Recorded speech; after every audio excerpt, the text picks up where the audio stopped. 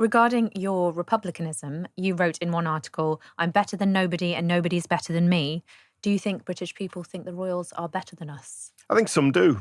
And I'm afraid there's a terrible deferential streak in parts of Britain. That's why we only had the one revolution, which didn't last very long if we go through the Cromwellian Republican period. But no, people are basically deferential towards the royals, and I think it's crazy. But in a way, they've been brought up to be that way. And the firm, and they are a firm, they're a firm of warlords, really. That's what they're descended from. It's a very broken line, but they're there, getting all that cash, want to be treated differently, above everybody.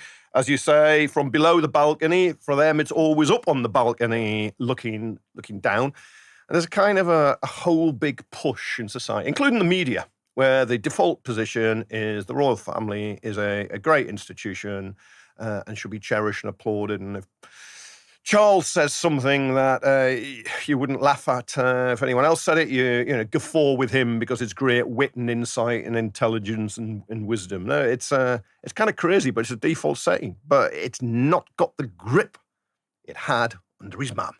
Do you think that attitude towards royalty and towards that sort of the idea that there is a hierarchy in Britain impacts how we feel about ourselves, impacts how different people of different class backgrounds do in the workplace? Do you think the royals have like a direct connection to all that class feeling? Yeah.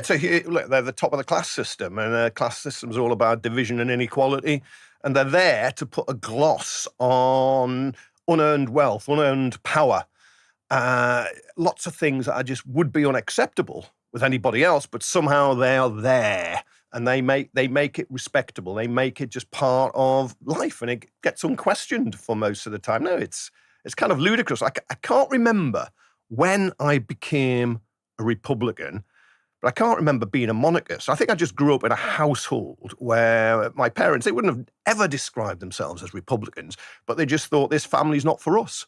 They just don't represent us. One of my poor sisters on my parents, I think it was their 60th wedding anniversary, it might have been the 50th, contacted Buckingham Palace to get a card sent. They don't come out automatically. People think, oh, there's the Queen going through birth certificates and marriage certificates. I thought that. You've got to reply. You got to beg. You got to reply. You got to beg, yeah. I don't know if you have to send a stamped addressed envelope. Probably not. But anyway, my sister got my parents one of these wedding anniversary cards. When it came, I said, well, we don't want this. Take it away. They don't know us. They don't want anything to do with us. We don't want this. My poor sister was a bit crushed by it. Oh.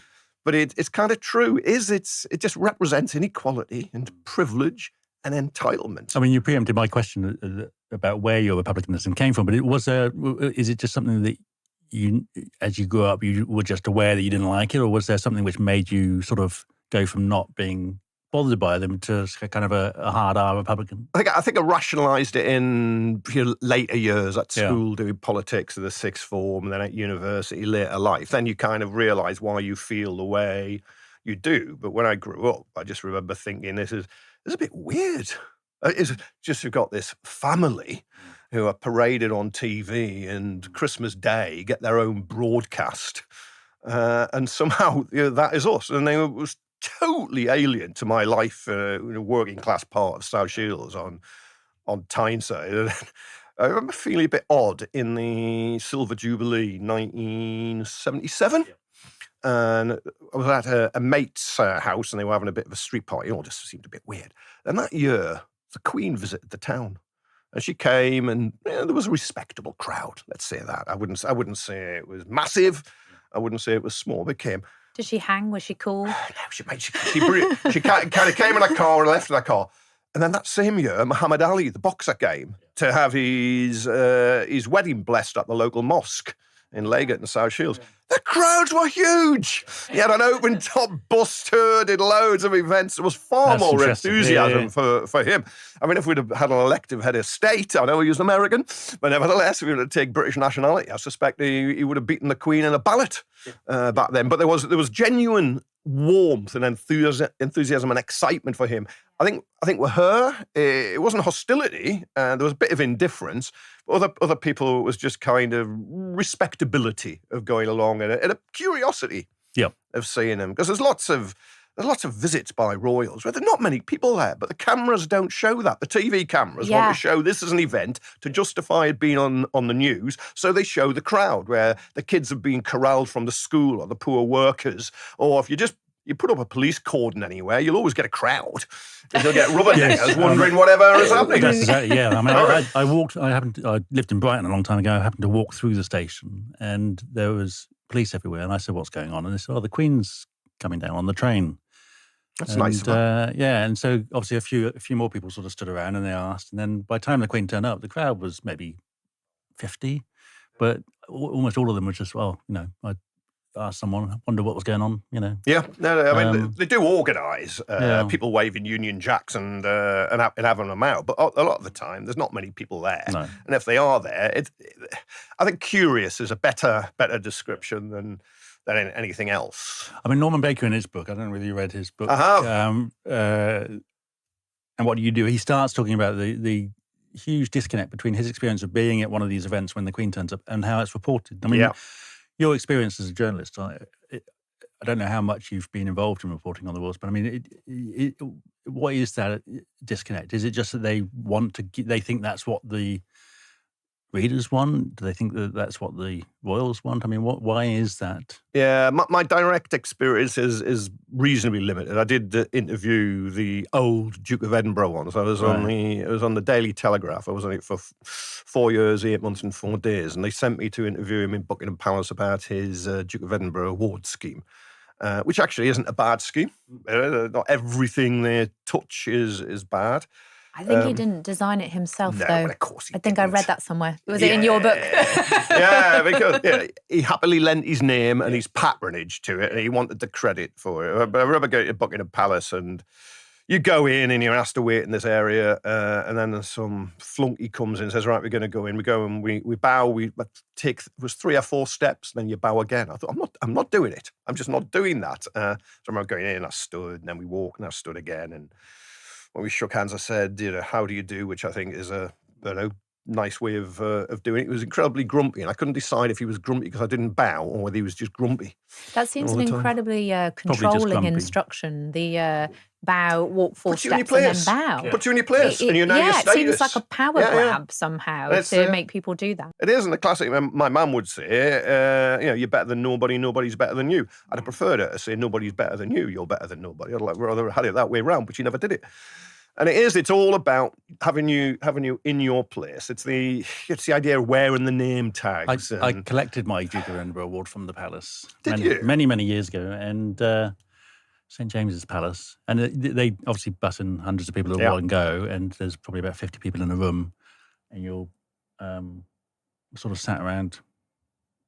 I think we were sort of sat around in a circle or something, and then all these ladies sort of come in, sort of fussing about it. Everything, and sort of then making sure that everybody understands that when he comes in, you stand up and don't talk to him until he's spoken to you. Know your place, your station in life. And he wandered in very briefly and made a rude comment about Australia, and in response to a girl's answer to his question, and then left, and someone else gave out the medals. But, it's all very 50 Shades of Grey, these coercive control moves to make somebody do a certain thing at a certain time, isn't it? It's very odd. Like it is. They're at the top of a class system, and it's all about keeping everybody else in their place. And so they have that power and they have that wealth. I mean, you've been an editor as well. I mean, the Mirror is probably not the most sycophantic of the papers. I mean, some of them are absolutely, they just will grab every tiny little detail of their lives and report it. I mean, is it just about feeding what they think their audience wants? Or? There's a bit of that. I always wonder if there's a bit of deference to the patronage and the palace if it rings up and complains or anything like that. People are wary. You want a bit of access. At the Mirror, Russell Myers is a terrific royal editor, and he'll do stories. I remember the wedding of Harry and Meghan. He did the security costs because it was all, isn't it lovely? Yeah. And I remember we splashed on the front page the security cost or the cost of doing up Buckingham Palace, and you get a huge reader reaction there where they say, "Hang on, you can't justify all this expenditure." But most stories in most of the media are kind of these are rock stars and have to be treated with kid gloves, and somehow they're different and special. And you referred to the press covering, the royals, the press in general, as forelock tuggers and knee benders. We used to call them doff cappers. I should have chucked that in as well, really. I mean. Why do you think most of the even progressive journalists, are not only, they don't question the concept of royalty, but actually they seem pretty charmed by the whole sort of scrounging, bumbling, racist affair? Yeah, well, it is. I mean, look, you get stories about, again, we'll go to the old Duke of Edinburgh, and he was kind of quickly forgiven for remarks that would bury almost anybody else in public life. I mean, Andrew's quite rightly mainly an outcast now. Harry and Meghan is just weird. It's just kind of a soap opera. You can pick your side in that fight. But I think it's because there's enough people like him and it hasn't been challenged. Yeah. And I think that they're treated as somehow above normal grubby concerns. When in fact they're at the heart of them, including coming back to that, unearned wealth and power, and it just being very hereditary, and we can expect to be treated better than everybody else. If you want radical change in a country, it's very difficult when you've got sitting at the very top, that institution.